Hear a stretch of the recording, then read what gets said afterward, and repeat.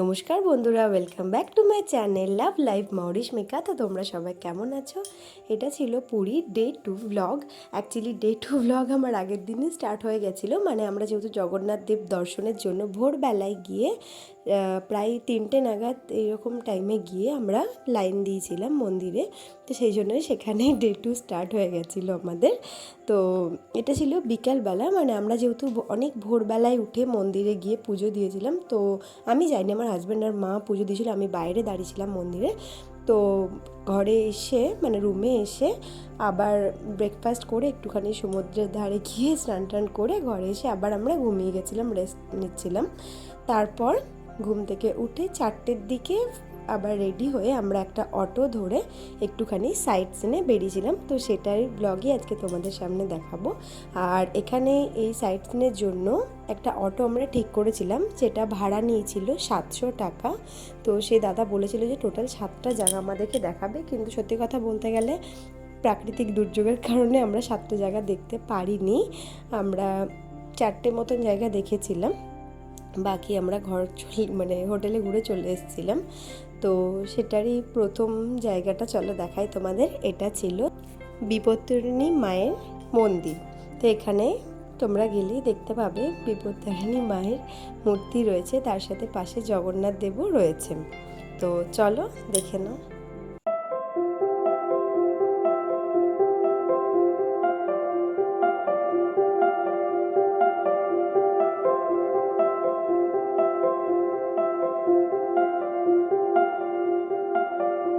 তো আমরা বিপত্তারিণী মন্দিরে দর্শন করে বেরিয়ে আবার অটো ধরে এই সমুদ্রের পাড় বেয়ে চলেছিলাম নেক্সট ডেস্টিনেশনে, যেটার নাম ছিল ওমকারেশ্বর মন্দির।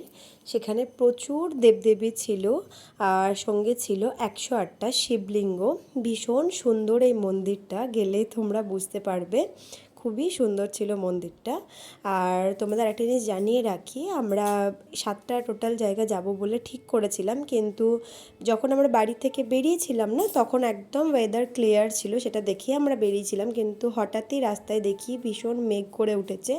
আর এই ওমকারেশ্বর মন্দির পুরো ঘোরার পর সেখান থেকে যখন গুপ্ত বৃন্দাবন যাচ্ছিলাম, সেখানে ভীষণ বৃষ্টি শুরু হয়ে যায়। তাই আমরা গুপ্ত বৃন্দাবনের একদমই দর্শন করতে পারিনি আর কোনো ভিডিও করতে পারিনি।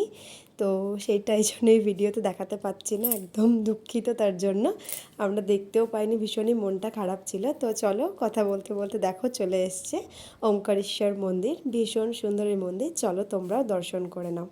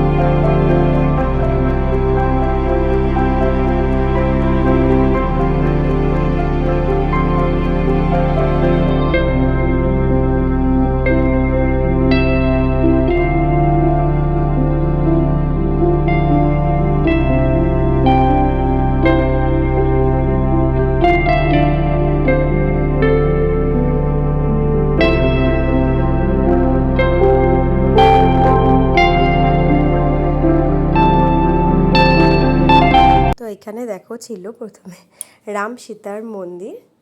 আর এখানে জানো তো সব রকমের দেবদেবতার মন্দির প্রায় রয়েছে বলতে গেলে।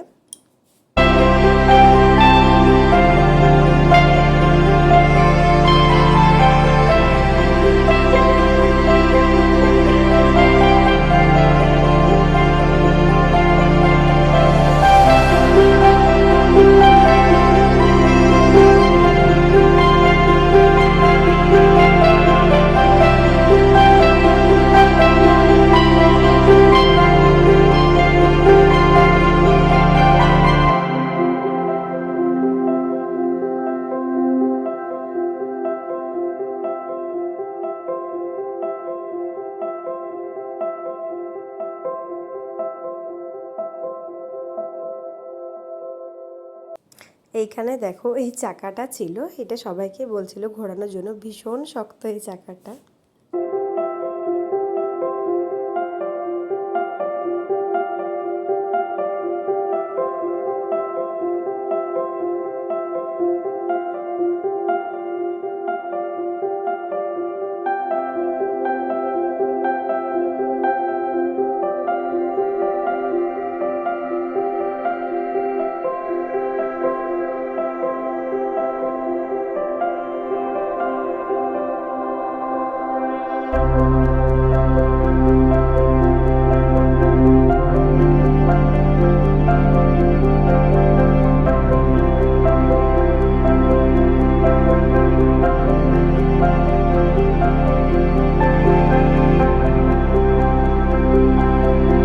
আর এই যে এখানে ছিল দেখো গোশালা, আর গোশালার পাশেই এই 108 শিবলিঙ্গের মন্দিরটি ছিল। এখানে পরপর পরপর 108টা শিবলিঙ্গ ছিল। ভীষণ সুন্দর লাগছিল এই শিবলিঙ্গগুলোকে দেখতে, সামনে থেকে অপূর্ব লাগছিল।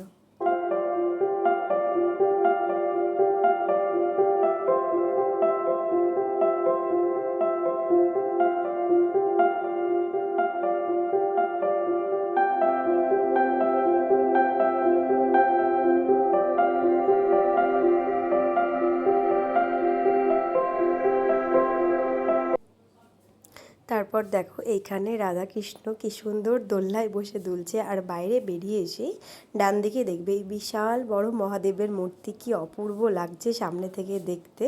তো তারপর আমরা চলে গেছিলাম গুপ্ত বৃন্দাবন যাওয়ার উদ্দেশ্যে, কিন্তু তোমাদেরকে তো আগেই বলে দিয়েছি যে গুপ্ত বৃন্দাবনের ভিডিও আমি করতে পারিনি, ভীষণ ঝড় বৃষ্টি হচ্ছিল, শুধু ভিডিও করতে পারিনি না, আমরা দেখতেও পাইনি। আর তারপর চলে এসেছিলাম, একটু বৃষ্টি কমে গেছিলো, তো তারপর চলে এসেছিলাম আমরা জগন্নাথ দেবের পিসির বাড়ি। কি অপূর্ব দৃশ্য, তোমরা সামনে থেকে না দেখলে বুঝতে পারবে না, তবুও তোমাদের জন্য ভিডিও করে এনেছি। দেখো এই চারিদিকে ছিল জল, আর মাঝখানে ছিল মন্দিরটি, কি অপূর্ব যে লাগছিল দেখতে, না বলে বোঝাতে পারবো না, খুব সুন্দর মন্দিরটা। তো মন্দিরের ভেতরে যেহেতু ভিডিও করার পারমিশন ছিল না, তাই আমি সেটা করিও নি, ভেতরে জগন্নাথ দেবের মূর্তি ছিল। তো চলো দেখে নাও পুরো মন্দিরটা, তার চারপাশের পরিবেশটা।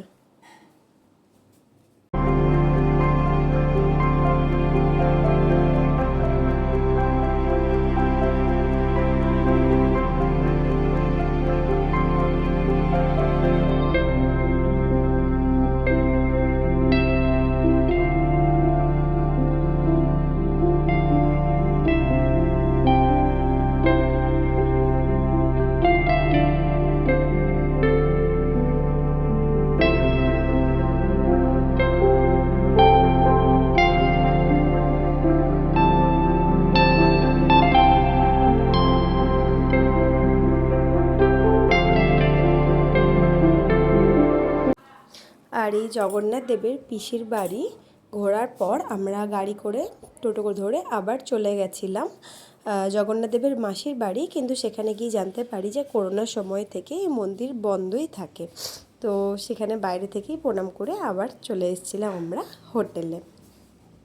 তো সেই দিনটা বৃষ্টি হওয়াতে একটুখানি অসুবিধে হয়ে গেছিলো, কিন্তু মন্দিরগুলো দর্শন করে মন একদম খুশি হয়ে গেছিলো। তো অবশ্যই ভিডিওটা কেমন লাগলো জানিও, ভালো লাগলে একটা কমেন্ট করো, লাইক করো।